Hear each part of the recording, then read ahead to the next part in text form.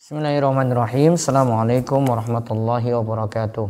Alhamdulillahirabbil alamin. Hamdan katsiran thayyiban mubarakan fi kama yuhibbu rabbuna wa yardah. Wa asyhadu an la ilaha illallah wahdahu la syarikalah wa asyhadu anna Muhammadan abduhu wa rasuluh. Allahumma shalli ala nabiyyina Muhammad wa ala alihi wa man tabi'ahum bi ihsan ila yaumiddin. Allahumma inna nas'aluka ilman nafi'a wa rizqan thayyiba wa amalan mutaqabbal. Segala puji kita panjatkan pada Allah. Selawat serta salam semoga tercurah pada Nabi besar, Nabi agung, Nabi kita Muhammad sallallahu alaihi wasallam. Pemirsa sekalian yang semoga senantiasa dirahmati dan diberkahi oleh Allah, pada kesempatan pagi ini seperti biasa kita kembali ngaji thalabul ilmi untuk meningkatkan iman dan semakin memperkuat akidah kita. Terutama di sini kita akan terus mempelajari hal-hal yang menyemangati kita sehingga semangat dalam thalabul ilmi mempelajari ilmu syar'i. Nah, sebagaimana kita ketahui, ilmu syar'i itu semakin berkah kalau kita hiasi diri dengan adab dan akhlak yang mulia. Kita hiasi diri dengan adab dan akhlak yang mulia. Tanpa adab dan akhlak, ya, kita tidak mendapatkan keberkahan dari ilmu. Walaupun kita sudah lama ngaji, kita sudah terus belajar gitu. Ilmu jadi berkah ya ketika kita memperhatikan adab dengan baik. Inilah yang dikatakan oleh para ulama sebelumnya, ta'allamil adaba qabla an tata'allama ilma.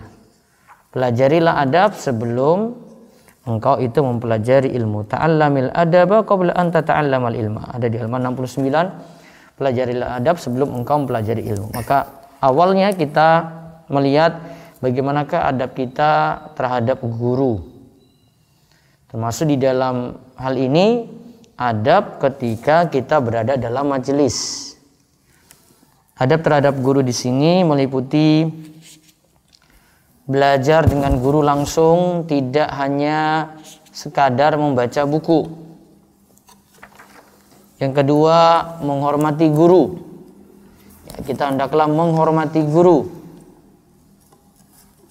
Menghormati di sini dengan cara diantaranya memanggil. Memanggil dengan panggilan yang santun, ya, dengan gelarnya yaitu ustadz atau kiai atau guru. Ya, tanpa menyebut nama, apalagi memanggil nama langsung. Terus yang ketiga, mengingatkan guru ketika salah dengan cara yang santun. Karena sebagaimana kata Al-Fudail bin Iyad, al-mu'minu yasturu wa yansah, wal fajiru yahtaku wa yu'ayyiru. Yang namanya orang beriman itu dia menutupi aib saudaranya. Sedangkan orang fajir itu, ya, tadi orang mukmin itu dia menutupi aib saudaranya dan dia menasihati. Sedangkan orang fajir itu pelaku dosa biasa membuka aib dan menjelek-jelekan saudaranya. Membuka aib dan menjelek-jelekan saudaranya. Maka kita simpulkan di dalam buku ini di halaman 77 bagaimana cara untuk menasihati guru. Yang pertama itu menginginkan guru itu dapat kebaikan, satu. Terus yang kedua, nasihat ini sebagai tanda cinta. Terus yang ketiga, baiknya dilakukan sembunyi-sembunyi. Lalu yang keempat, kalau mau lakukan terang-terangan, menimbang-nimbang maslahat. Terus yang kelima, tetap santun, jadi gunakan kata-kata yang baik dalam menasihati. Adapun adab keempat yang kita bahas sebelumnya, rajin hadir dalam majelis ilmu. Nah, sebisa mungkin tidak absen, tidak telat, berusaha konsekuen dengan waktu, berusaha hadir terus gitu.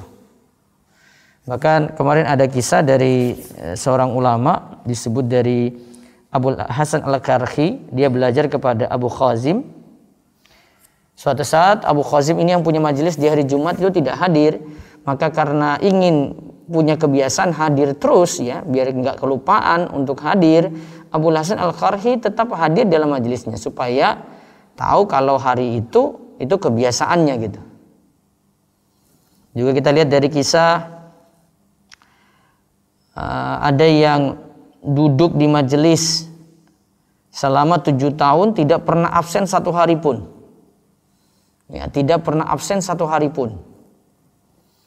Juga kita lihat dari Qatadah bin Da'amah yang belajar langsung dari Imam Anas bin Malik, dari sahabat Anas bin Malik.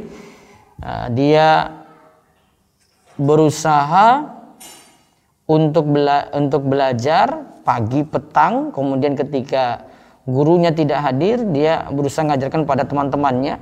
Suatu saat Anas bin Malik itu telat, Qatadah tetap menyampaikan materi. Kemudian Anas tiba-tiba datang, lantas mendengar ilmu dari Qatadah, maka dia katakan, dia pegang ketika itu, ia menepuk tangan Qatadah, lantas berkata, "Berdiri wahai Qatadah, aku baru saja mengambil ilmuku sendiri darimu." Lalu kita jelaskan yang terakhir itu adab bertanya. Adab bertanya itu pertama maksudnya untuk bertanya bukan mendebat. Kemudian yang kedua, bertanya pertanyaan yang nyata terjadi. Bukan yang terjadi dunia khayalan atau belum pernah terjadi. Yang nyata terjadi, ingat ya, yang nyata terjadi. Yang ketiga, bertanya dengan memperhatikan waktu dan keadaan guru. Ya, memperhatikan waktu dan keadaan guru. Yang keempat, jangan sampai bertanya hanya untuk wawasan. Bertanya itu untuk diamalkan. Terus yang kelima, jangan saya bertanya tujuan riya, yaitu cari simpati dan pujian. Nah, tersisa 2. Kita lihat untuk kesempatan pagi ini ya, bagi yang mau bertanya silakan juga siap-siap untuk bertanya karena materinya tidak banyak untuk hari ini.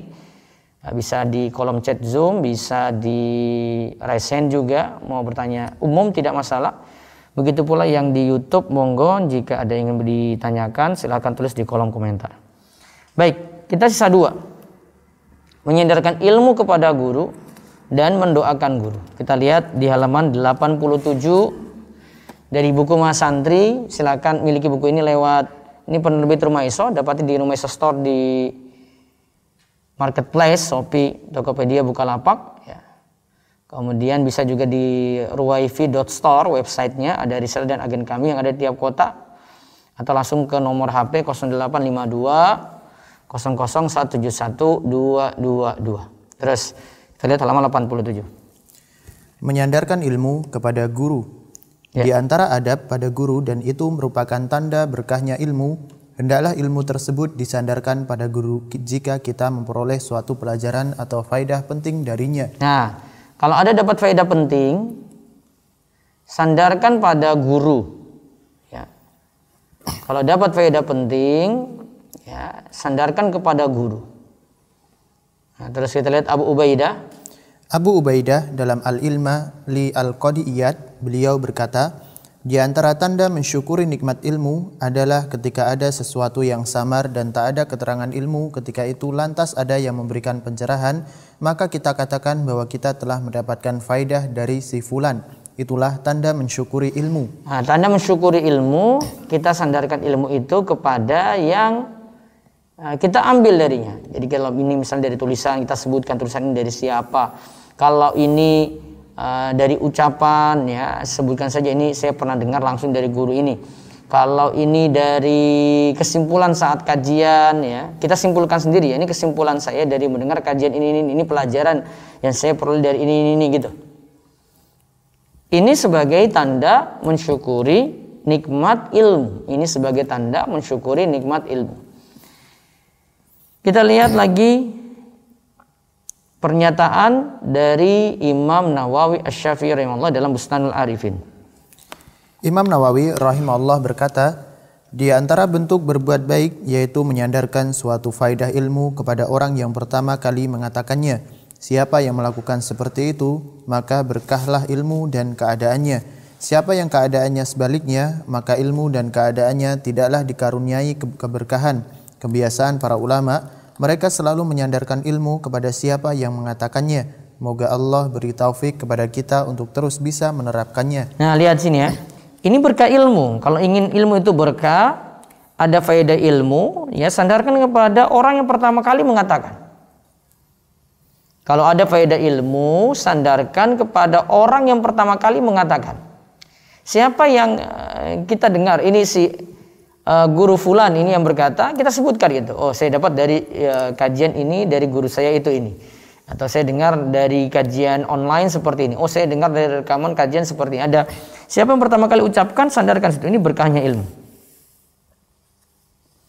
Jika sebaliknya, maka ilmu dan keadaannya tidaklah dikaruniai keberkahan. Karena orang nyangka, oh ini perkataan dia sendiri ini bagus sekali itu ya. Nah, kebiasaan para ulama, mereka selalu menyandarkan ilmu kepada siapa yang mengatakannya. Ingat ya, kebiasaan para ulama, mereka biasa menyandarkan ilmu kepada siapa yang mengatakannya. Terus ada yang pernah mengatakan pada Abu Bakar Al-Maruzi. Ada yang pernah mengatakan pada Abu Bakar Al-Maruzi bahwa ilmu yang diperoleh ini telah disebarkan atas nama Abu Bakar Al-Maruzi. Abu Bakar lantas menangis. Ia mengatakan, "Laisa hadzal ilmu li, wa innama hadza ilmu Ahmad bin Hanbal." Ilmu tersebut bukan dariku. Ilmu tersebut hakikatnya dari Ahmad bin Hanbal. Nah, orang-orang itu katakan, coba matiin, standby di ini kalau bisa.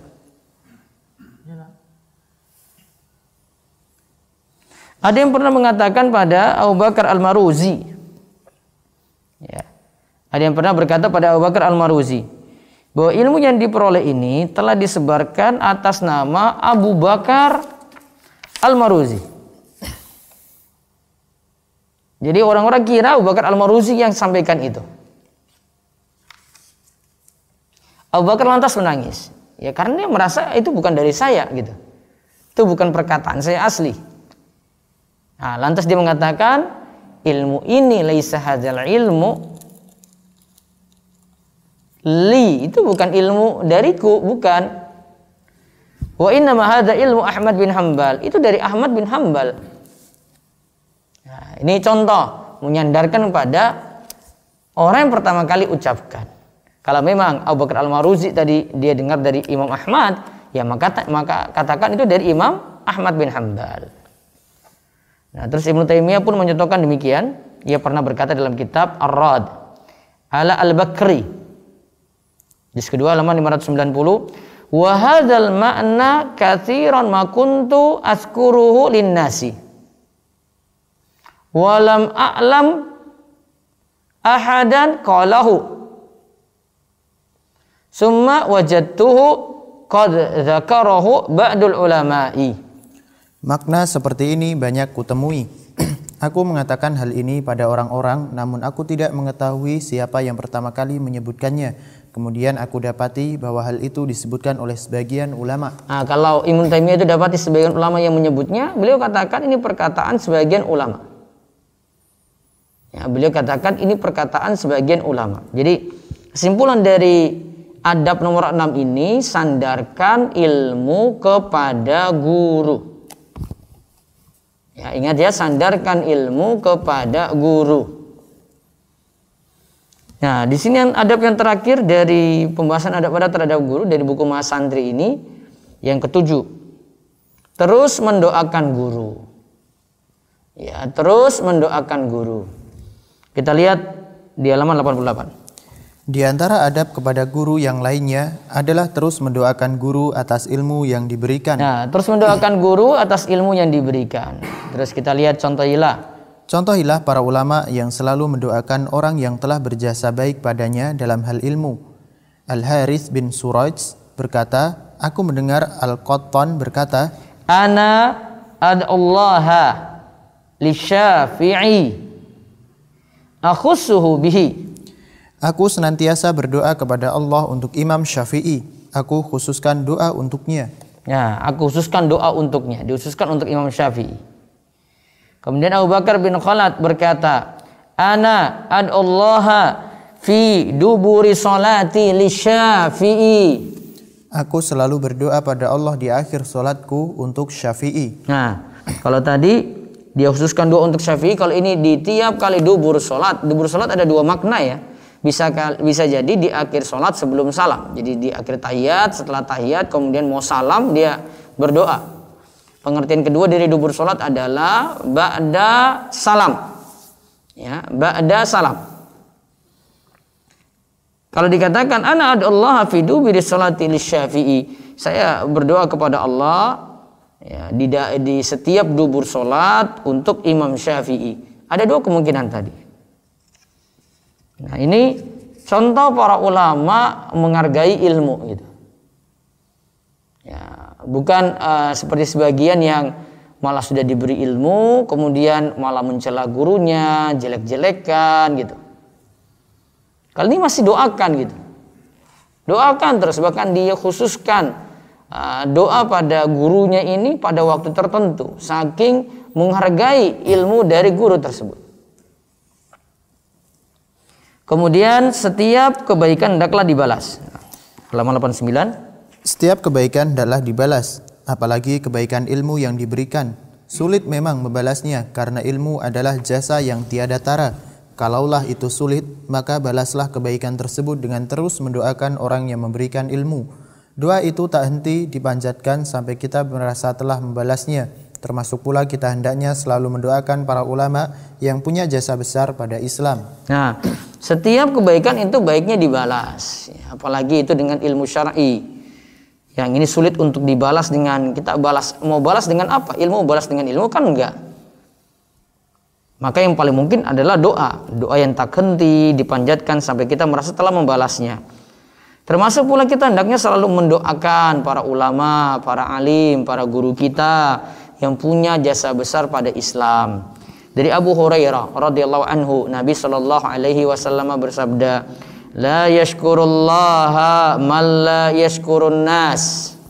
Seorang belum merealisasikan rasa syukur kepada Allah jika ia tidak mampu bersyukur atau berterima kasih atas kebaikan orang lain terhadap dirinya.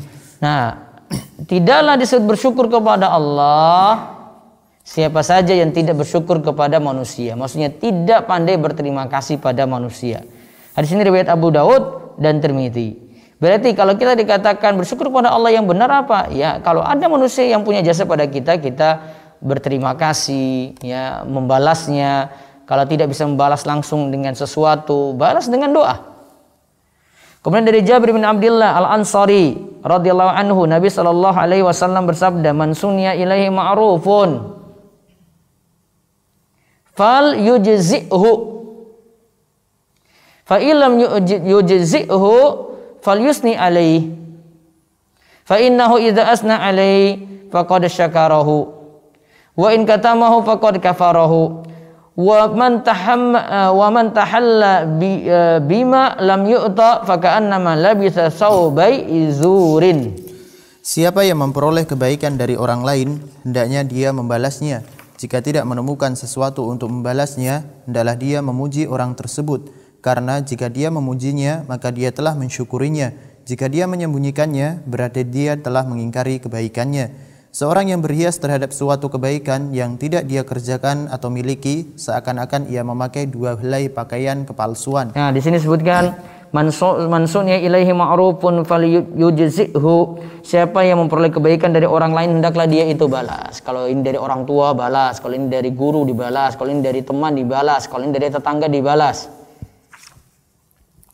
Fa illam yujzi'hu falyusni alaih. Jika tidak mampu membalasnya, maka pujilah dia. Hendaklah dia memuji orang tersebut. Fa innahu idza asna alaihi faqad syakarahu. Kalau dia telah memujinya, berarti dia telah berterima kasih padanya. Wa in katamahu faqad kafarahu. Ya, kalau dia itu menyembunyikannya, faqad kafarahu, maka dia telah mengkufuri nikmat tadi. Lalu dikatakan siapa yang berhias diri terhadap suatu kebaikan yang tidak dia kerjakan. Jadi ini bukan kelakuan dia, tidak dia kerjakan atau tidak dia miliki, seakan-akan orang nilai itu dia yang lakukan. Maka hati-hati kalau dia merasa bahwasanya itu adalah jasanya dia, seakan-akan ia memakai dua helai pakaian kepalsuan. Saubai zurin. Nah, dua hadis ini, hadis Abu Hurairah menunjukkan bentuknya itu terima kasih kepada orang yang berjasa kepada kita, itu termasuk bersyukur juga. Dan itu baru seorang dikatakan bersyukur kepada Allah. Kemudian di hadis Jabir ditunjukkan siapa saja yang berbuat baik pada kita, balas. Kalau tidak bisa balas, minimal memujinya gitu. Minimal kita puji. Ya. Dan kalau kita mempraktekkan yang tadi seperti praktek dari Al-Haris bin Suraid dan Abu Bakar bin Khalad, ya, doakan gitu. Terus di pernyataan selanjutnya lagi bentuknya bisa dengan mendoakan rahmat dan kebaikan ketika nama guru kita disebut. Ibnu Jama'ah Al-Qanani rahimahullah menyebutkan, sebagian ulama terkadang membacakan hadis dengan sanadnya. Mereka lalu mendoakan setiap perawi dalam sanad tersebut. Itulah bentuk kekhususan karena telah diberikan anugerah ilmu yang luar biasa. Nah, bentuknya di sini dengan doa rahmat dan doa kebaikan kepada guru-guru kita. Ya. Semoga Allah rahmati dia, semoga Allah berikan kebaikan kepadamu, semoga Allah berikan kebaikan kepada dia gitu. Ibnu Jama'ah Al-Qanani ini ceritakan nih, setiap hadis itu dibacakan kan ada sanad. Sanad itu rantai orang yang meriwayatkan gitu. Si A dapat dari si B dapat dari si C dapat dari si D dapat dari si E gitu seterusnya. Nah, ketika ingin dibacakan rantai sanad ini, setiap perawi itu didoakan, setiap perawi didoakan lagi, setiap perawi didoakan lagi, setiap perawi didoakan lagi, setiap perawi didoakan lagi. Karena berkat jasa-jasa perawi ini ilmu hadis, ya, hadis itu sampai kepada kita. Tanpa jasa mereka tidak sampai kepada kita, itu perjuangan mereka untuk mempertahankan hadis tadi. Dan ini jadi faedah luar biasa juga kalau hadis yang kita dapati itu punya rantai. Kalau bersambung, diriwayatkan oleh perawi-perawi yang bisa diterima, hadisnya diterima. Namun kalau ada terputus, ini kok bilang dia dengar padahal dia nggak pernah ketemu. Nah, menjadi masalah hadis tadi. Dia tidak sejaman, dia tidak pernah ketemu, namun katakan dia dengar. Nah, itu tidak diterima itu. Dinamakan terputus riwayatnya. Termasuk juga nanti lihat dari sisi sanad maupun dari kontennya atau matannya itu ada pertentangan ataukah tidak. Nah, itu juga dibahas oleh para ulama. Kesimpulannya ini poin ke-6, sandarkan ilmu kepada guru. Siapa yang pertama kali kita dengar, kemudian yang kedua terus mendoakan guru kita. Insyaallah pada kesempatan besok pagi kita bahas keutamaan bahasa Arab. Bagaimana semangat untuk mempelajarinya dan kiat-kiat penting jamaah sekalian. Bagaimana kiat penting untuk mempelajari bahasa Arab. Bagaimana kiat penting untuk mempelajari bahasa Arab sehingga kita bisa mudah untuk menguasai atau mempelajarinya. Dan sekarang saya punya kelas ya kita lagi buka nanti pakai sistem web, nanti bisa masuk lewat web rumaiso.com. Tapi memang sistemnya ini kita masih prepare terus, masih siapkan terus, masih dalam ini ya uji coba gitu ya, kita bilang uji coba karena baru pertama. Kita coba dulu dengan daftar, para peserta daftar lewat Google Form yang sudah ada di grup Telegram kelas bahasa Arab Rumaiso. Terus dari situ dapatkan nomor induk ya. Nomor induk baru nanti masuk ke web Rumaiso, ada di situ di bagian atas tuh ada akademi, masuk dengan sign up dulu, daftar lagi dengan menggunakan nomor induk tadi, baru kemudian masuk, baru sign in, nanti bisa ikuti pelajaran gratis. Dan pelajarannya nanti saya bagi yang masih awam sekali, belum pernah belajar, saya pandu nanti di Telegram, di channel Telegram kelas bahasa Arab Rumaiso.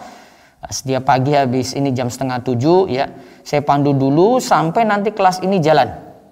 Pandu mungkin sekitar seminggu atau 2 minggu. Ya, belajar dulu kosakata sampai nanti mulai familiar, baru kita masuk nanti kaidah-kaidah bahasa Arab. Nanti ikuti saja. Maka bergabung, ada infonya di kelas bahasa Arab Rumaiso ya, info-info semua tercantum di situ. Peserta kurang lebih ada 3.700 ya. Yang kemarin daftar lewat Google Form, sebagian masih belum terdaftar karena ada yang tidak dapati info. Dan sekarang sampai beberapa hari ke depan, sampai hari Jumat, kita buka untuk peserta daftar. Nanti Jika banyak kendala-kendala, kita masih siapkan lagi untuk pekan depan, supaya yang belum daftar itu nanti akan dibantu oleh tim kami. Ya, demikian. Mudah-mudahan semangat belajar bahasa Arab. Insya Allah kita akan tahu faedahnya besok pagi. Baik, saya baca dulu di YouTube. Ini ada beberapa pertanyaan tadi yang masuk lebih dahulu di jam 5.32. Ustadz, prioritas dalam pelajari ilmu agama itu apa saja? Yang jelas kita pelajari akidah dulu ya. Akidah itu pokok. Kalau akidah ini membangun iman. Jadi bukan dari menguatkan hafalan dulu di situ. Hafalan bisa menyusul ketika iman sudah bagus gitu ya. Jadi akidah diperkuat dulu, baru kemudian ilmu masuk, Al-Quran masuk, dan ilmu-ilmu yang kita butuhkan setiap waktu. Ada istilah dari Imam Az-Zarnuji, beliau katakan ilmu yang wajib itu apa? Ilmu hal. Ilmu hal itu adalah ilmu yang dibutuhkan oleh kita saat ini. Itu ilmu yang hukumnya fardu ain. Kita akan butuh dikuatkan iman kan? Nah, berarti hal-hal terkait dengan iman kita pelajari. Kita butuh juga untuk menguasai ibadah. Ibadah yang kita jalani tiap hari apa? Sholat. Oh, berarti saya disuruh pelajari sholat dulu. Nah, sholat itu harus kuasai. Sholat dari mana untuk bisa sholat itu sah? Oh, dari wudhu dulu, karena sholat harus dengan wudhu bersuci. Wah, berarti pelajari bersucinya tadi dulu. Wudhunya gimana, tayamumnya gimana, mandinya seperti apa. Nah, baru kemudian masuk ke masalah ibadah tadi. Yang lainnya yang tidak dibutuhkan setiap waktu tadi tidak sampai fardu ain. Tapi nanti ada profesi tertentu, karena kebutuhan tertentu jadi wajib. Misalnya seorang pedagang, dia mau berdagang, dia harus kuasai ilmu perdagangan. Hal-hal terkait dengan hukum jual beli, ini boleh tidak, ini haram tidak, saya ikut, ini boleh tidak. Oh, ini ada MLM ini saya boleh ambil tidak gitu. Oh, ini ada riba nih, saya boleh terjang atau tidak. Ya. Ada orang mau nikah, dia mau bina keluarga, bina rumah tangga, ya dia harus persiapan untuk ilmu itu. Wajib bagi dia. Nanti ada satu buku baru saya, Menjemput Jodoh Impian. Nah, itu bisa jadi buku panduan mau menikah. Bahkan itu bukan hanya mau sampai menikah aja ya. Nanti membina rumah tangga gimana, mengatasi masalah perceraian gimana, tips rumah tangga bahagia juga bagaimana. Baik, wallahu alam bishawab. Baik, saya tadi yang dari YouTube ini yang terkait dulu, terus bisa yang di chat Zoom, monggo bisa baca satu dulu, silakan. Baik Ustaz, Anda bacakan pertanyaan lewat chat terlebih dahulu. Bismillah, Assalamualaikum Ustaz. Afwan, izin bertanya di luar tema. Bagaimana hukumnya dalam Islam suntik botox? Apakah boleh suntik botox untuk menyenangkan suami? Karena suami mulai mengomentari pipi yang sudah mulai kendor. Syukron Ustadz, jazakallah khairan. Ini saya pending dulu ini, coba saya lagi cari nih.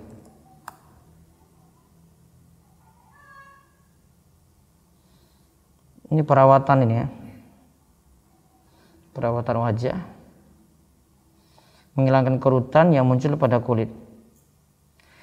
Selama tujuannya bukan berhias diri di luar untuk suami saja, berarti kalau misalnya dia cadaran ya aman-aman saja ya berarti ya. Dan tidak ada mudarat apa-apa, monggo silakan. Selama tidak ada masalah apa-apa silakan ya. Seperti botox ini ada beberapa penjelasan cara kerjanya. Ya, ini tujuannya berhias diri nih yang sini.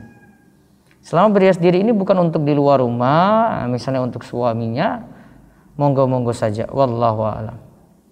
Baik, bisa selanjutnya lagi lewat chat, monggo. Baik Ustadz, Ana bacakan pertanyaan selanjutnya. Mohon maaf izin bertanya di luar tema Ustadz. Saya pernah mendengar hadis bahwa tidak ada sholat ketika sudah dihidangkan makanan. Lalu yang ingin saya tanyakan, apakah saya berdosa Ustadz ketika saya lebih mendahulukan sholat terlebih dahulu daripada makan? Karena kebiasaan di kantor makan siang sudah dihidangkan tepat waktu dengan waktu sholat. Selain itu juga untuk yang menjadi alasan saya memilih makan terlebih dahulu karena tidak ingin mengganggu giliran sholat teman-teman saya karena harus menunggu saya sholat qobliyah, ba'diyah, dan zuhur. Apakah saya berdosa, Ustaz? Yang tanya akhwat apa ikhwan, Yang tanya akhwat apa ikhwan? Sepertinya akhwat, Ustaz. Nah, kalau akhwat tidak terlalu prioritas untuk ini ya, untuk kejar jamaah ya.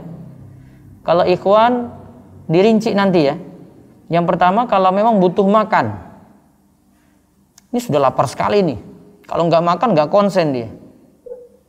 Maka dahulukan makan dulu agar bisa fokus, bisa khusyuk dalam sholat. Tetapi kalau dia dalam keadaan masih bisa nahan lapar, bukan keadaan darurat untuk makan, ya, maka silakan sholat dulu. Insya Allah dia masih bisa fokus. Nah, kalau untuk akhwat dia tidak pakai prioritas ini karena akhwat tidak disuruh berjamaah gitu.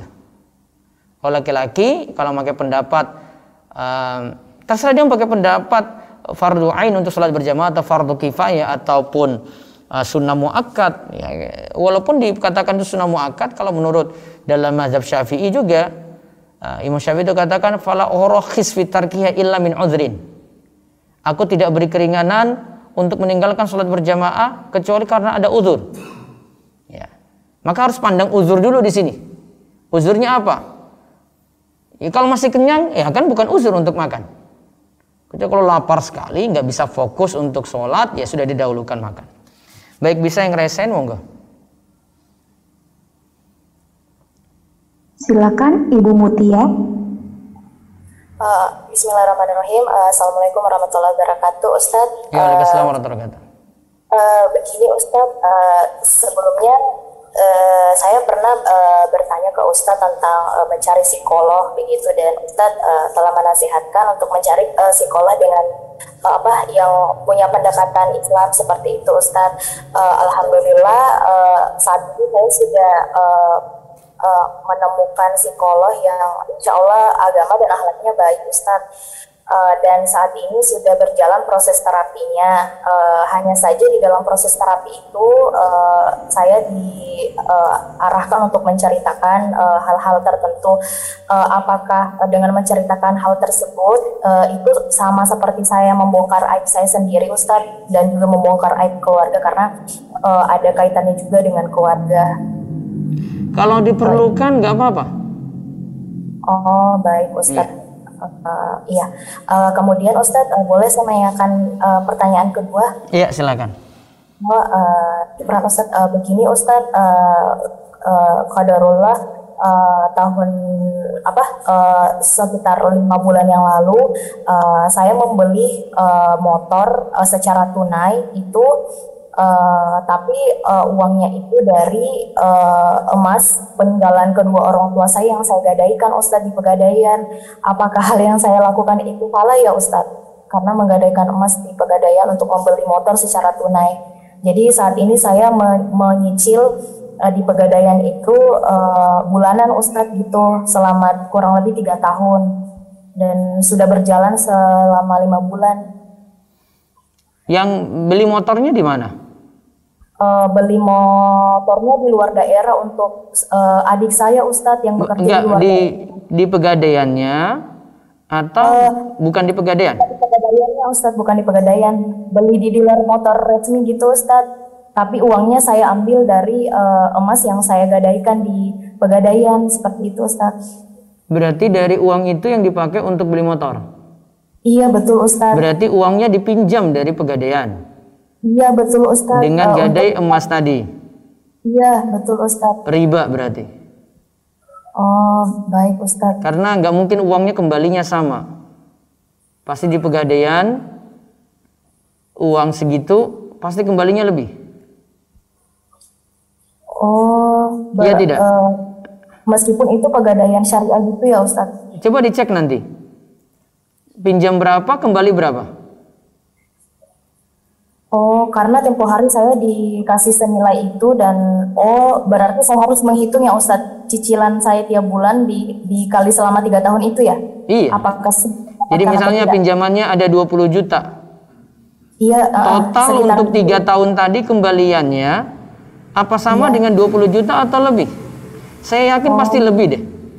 Oh baik Ustadz, karena kemarin akadnya itu katanya ada biaya untuk penjagaan emas yang kita simpan di Pegadaian. Emasnya emangnya ada yang mau nyolong apa? Saya kurang tahu Ustadz. Iya, kan emasnya di situ juga, boxnya di situ, ya. Kayak gini, ibu nitip motor ke saya gitu ya. Ini Ustadz, jaga motor nih. Ya Ustadz, ini saya gak ada motor saya punya uang sama Ustadz ya. Saya nggak ngapa-ngapain motor itu, ya sudah motor gini aja sudah. Ada servis saya minta ke ibu, sudah ini servis ini bu, nah, sudah. Perlu saya jaga, enggak kan? Ya Allah, ada tanah ya, saya gadai tanah. Nih tanah ini saya gadai, saya pinjam uang. Tanah dibiarin aja. Oh baik. Apa siapa yang mau suruh jaga? Tanah mau ngapain dijaga? Itu emasnya di situ, boxnya di situ, ya. Ya makanya saya sudah bisa tebak aja kalau tidak ada penambahan dari uang yang nanti kembali, kalau enggak ada biaya itu tadi. Iya Ustadz, katanya ada biaya apa sih persenan buat menjaga emas yang kita titipkan ke Pegadaian itu gitu Ustadz. Baik, nanti bisa lihat nonton video saya saja. Saya dulu bahas buku Ustadz Irwandi Pegadaian Syariah. Oh baik Ustadz. Di Rumah Isa TV sini ya, di YouTube ya ada itu. Oh baik Ustadz. Ini pembahasan ini harta haram 51 masalah di Pegadaian Syariah, itu dibedah di situ. Oh baik Ustadz. Syukran Ustadz, jazakallahu khairan wa barakallahu fiik. Sehat selalu Ustadz. Amin. Baik, berikutnya lagi silakan yang raise hand monggo. Silakan kepada Ummu Sabita. Baik, terima kasih atas kesempatannya. Pak Ustadz, Assalamualaikum. Saya boleh bertanya dulu? Iya, silakan.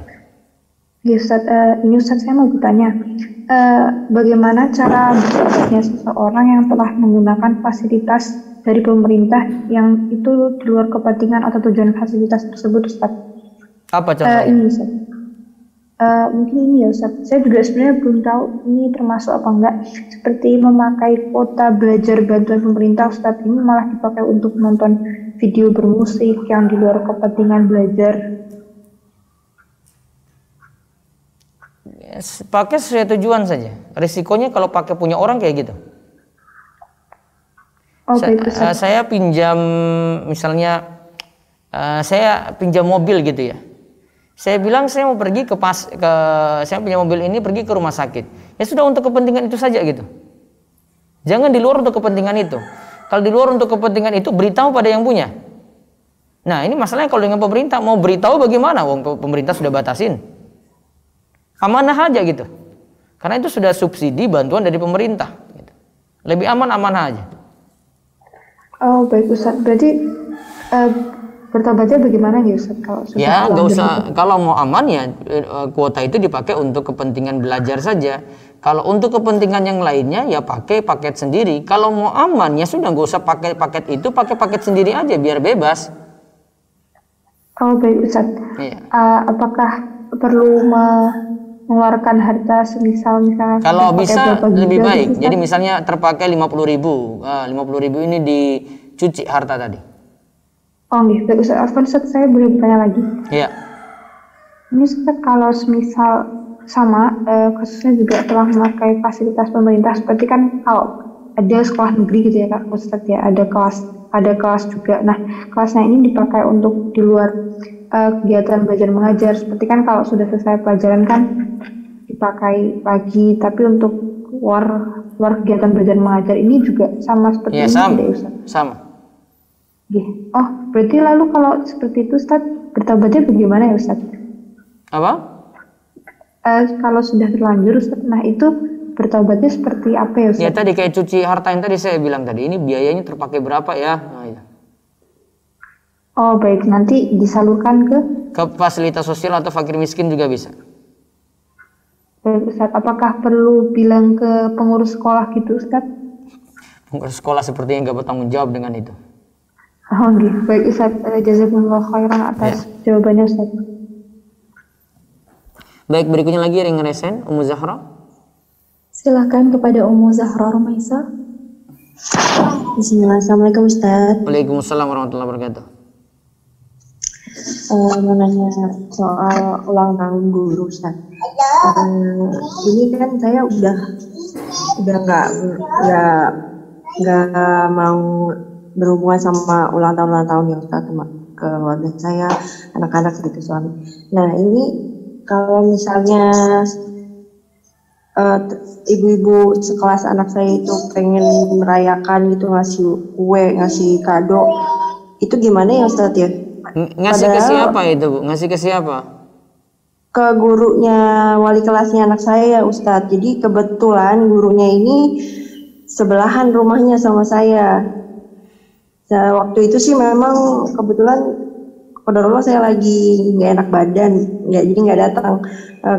Kalaupun memang terulang lagi nanti jadi wali kelas anak saya yang kedua ini, takutnya bakalan seperti itu lagi karena sudah setiap tahunnya seperti itu, memberikan kado ulang tahun untuk gurunya wali kelasnya gitu Ustaz. Gimana ya Ustaz baiknya? Kalau tidak paskan dengan momen itu untuk hadiah boleh-boleh saja. Namun kalau dipaskan dengan momen itu jadi masalah. Iya Ustaz, jadi wali muridnya itu rata-rata masih belum paham memang. Jadi mereka pada saat hari ulang tahun gurunya langsung memberikan kado sama kue ulang tahun gitu Ustaz. Nanti urunan ya? Iya, urunan, kalau enggak pakai uang kas Ustaz, uang kas kelas. Ya baiknya, ya kata saya tadi, ya, kecuali kalau terpaksa ya, karena itu harus bareng-bareng, ya itu keadaan berbeda ya. Saya bahas secara umum dulu. Oh iya. Ustaz, jadi lebih baik dihindari. Iya. Satu lagi Ustaz, di luar tema, ini masalah sholat. Untuk mengangkat tangan ketika dari mau sujud dan sudah sujud kan tidak mengangkat tangannya Ustaz. Kalau misalnya lupa mengangkat tangan setelah tahiyatul awal batal atau tidak? Itu perkara sunnah Bu. Perkara sunnah tidak ada konsekuensi untuk batal, nggak ada kalau perkara sunnah ditinggalkan. Jadi perlu sujud sahwi nggak ya?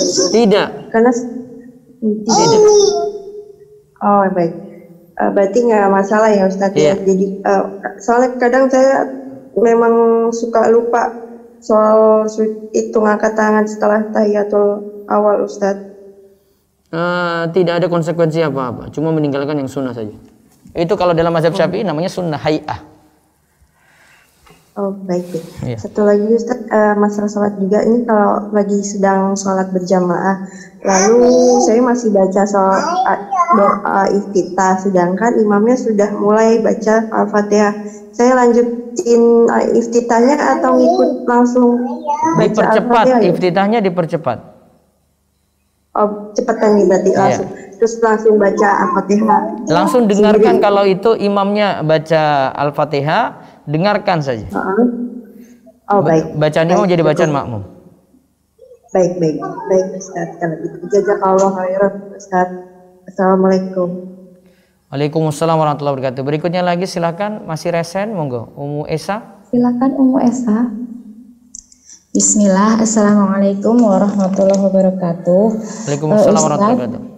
Mau nanya, saya itu kan punya bayi perempuan usia 2,5 bulan. Nah, kalau misalnya tiba-tiba ngompol atau kadang bocor dari pampersnya itu di kasur gitu ya, kena spray. Nah, belum sempat dibersihkan itu spraynya udah keburu kering gitu. Nah, misalnya terjadi kayak gitu berulang sampai baru beberapa hari dicuci, itu gimana Ustadz? Coba baca artikel saya, kasur kena pipis nih ya. Oh iya. Sebentar, saya cek dulu judulnya apa. Cara menyucikan najis kencing ompol di kasur. Ya, caranya itu hilangkan najisnya dulu, lalu kalau bisa ya misalnya keringkan gitu ya. Tapi kan kita belum tahu pasti ya. Maka setelah itu genangkan air di atas kasur tadi. untuk meyakinkan dikasih saja. air gitu ya Ustaz? Iya, biarkan, nah baru bisa dipakai. Digenangkan berarti ya, bukan dipercikan gitu aja ya? Tidak bisa. Kalau di sini ada 2 langkah. Nanti bisa baca di artikel saya tadi, cara menyucikan najis kencing ompol di kasur. Itu saya jelaskan berdasarkan mazhab Syafi'i. Iya, itu yang dikasihnya di kasurnya atau di spraynya ya Ustaz kan? Soalnya kalau misalnya harus setiap hari nyuci spray itu berasa berat gitu. Jadinya itu kayak ya udah deh nanti. Spraynya baiknya diganti saja, tetap seperti itu. Kasurnya yang disikat baik kayak tadi. Oh, itu ya. Berarti tetap pada saat kena najis seketika itu spraynya diambil. Iya. Nanti baru si kasurnya itu. Terima kasih, jazakallahu khair, barakallahu fiik. Assalamualaikum warahmatullahi wabarakatuh. Ya, terakhir Ummu Faik silakan. Bismillah, Ustadz izin bertanya, hukum mengikat rambut ketika sholat bagaimana Ustadz? Masih boleh, yang penting tidak di atas kepala di sini, enggak di sini, belakang. Oh gitu. Kan kita beberapa baru akhir-akhir ini kok mendengar katanya harus dilepas ikatannya gitu Ustaz. Wallahu alam, saya belum tahu dalilnya. Tuh, okay. Ya dengan ini katanya apa sih? Biar rambutnya ikut bersujud seperti itu, makanya. Iya, harus ada dalil Bu, karena ini perkara sholat. Iya. Kalau tidak ada dalil, ya ini asalnya masih boleh. Sampai ibu pastikan dalilnya, atau kalau ibu tahu dalilnya sampaikan ke saya saja. Ini saya perbaiki jawaban saya ini. Kalau tidak ada dalilnya untuk itu, maka kembali ke hukum asal, ya, mau diikat di belakang sini, mau dilepas terserah. Jazakallahu khairan Ustaz. Ya, wayakum. Baik, demikian yang kita bahas, mudah-mudahan manfaat. Insyaallah kita ketemu lagi besok pagi. Saya usahakan jam 5:30, maka bisa standby dari jam 5:30. Demikian kita cukupkan, kita tutup dengan doa kafaratul majelis. Subhanakallahumma bihamdika, asyhadu an la ilaha illa anta, astaghfiruka wa atubu ilaik. Assalamualaikum warahmatullahi wabarakatuh.